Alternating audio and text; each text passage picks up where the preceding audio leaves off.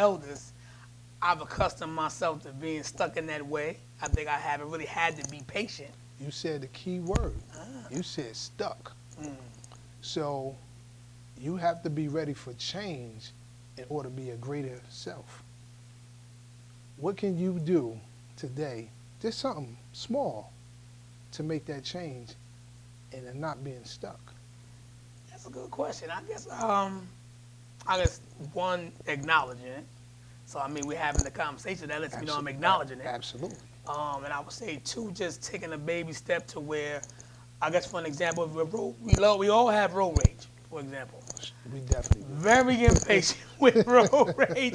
So I would say I would take the baby step to, before I engage and feel rationally angry or upset or built up and all the things we do when we're driving, I would take a little step off and try to ease up, let the flow of the traffic go, and just accompany myself to deal. I guess that would be a step. How about you just, take a couple of deep breaths and be like, Okay, let me calm down, gotcha.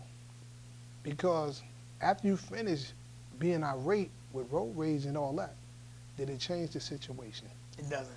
It doesn't. It doesn't, right. So right. at the end, who lost? Ultimately, me. You lost. Right, right. Because you were upset. You took yourself through that drama For no reason. for no reason, and you couldn't solve the problem. True, true. So that's just another way for you to look at that. Okay, okay. I mean, well, I appreciate that. I mean, I think sometimes it's good to see in real circumstance what's happening, what's going on. You know what I'm saying? Like, and just take that scenario right there. My impatientness will be, now I got some keynotes on how to be more patient, especially on road rage. I'm working on that ultimately on a day-to-day basis. But as we journey into recognizing through Basim as a life coach, these are some of the key things you have to pay attention to. Just taking little baby steps is more plus than taking no steps at all. If you know you're stuck in a situation, acknowledge it first. That's key also. I think a lot of us fall short of acknowledgement. We don't want to accept the fact that somebody's actually telling us the truth. Right.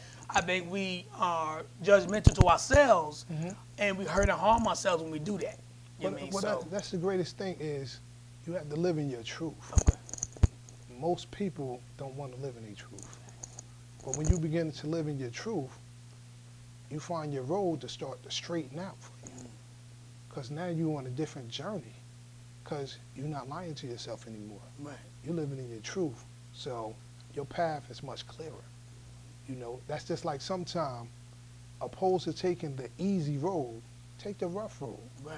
Because when you finish the rough road, you already battle tested. You ready to accomplish life. That's deep. That's a plus right there. I think all of us need that sometimes. So what I would say is, like, in a situation where we're dealing with, I guess we just finished Mental Health Month, what would you advise people as far as how to deal with certain mental issues within themselves to better conquer at a positive end of the resolution? Well, the key is, first of all, you have to understand, what are you battling? Okay. That's the key, because most people, what mental health are you dealing with? Each thing is a different direction. Right. Some is deeper than others. Some need you need some deep help. And then some, it's something on the surface that can be worked on. So I would say, understand what you need help with first. That's how you can know what direction to go get help. Now, with you being a life coach, do you see that family and friends are a factor in assisting in the change in the person, or can they also be a hinder? It can also be a hinder. Okay. Sometimes it depends on your family. Okay. Because some families is rough. I agree. I agree. That's true. That's true. And some families will put you, they know you're dealing with something. If it's beneficial to them, cool. If it's not beneficial to them, they might be like, I don't care about that. Right, right. Yeah, we live in a different time now. We actually do. I always say, we're getting back to a time where really family gonna need family again. Of course. You know, we have gotten so far away with, since grandma ain't here no more holding us all together. Facts. Facts. You know, everybody's just free falling doing what they do. Mm-hmm. But we're gonna get to a time where family gonna need family because it's gonna get rough. I mean, I agree it's already kind of there, but it's not there on a full surface. Right. Like it's not 100%. It's not full throttle. No, it's not full throttle yet. But it's coming. So now, what would you advise the millennials who feel as though that they're above the world, that they don't have no rules and regulations, and they can just swarm on through life like a bunch of flocks of birds The in the first sea? thing I would let them know is stop feeling like you're entitled to something. Okay. You know, I have a 21-year-old son, so I know, and it drives me crazy.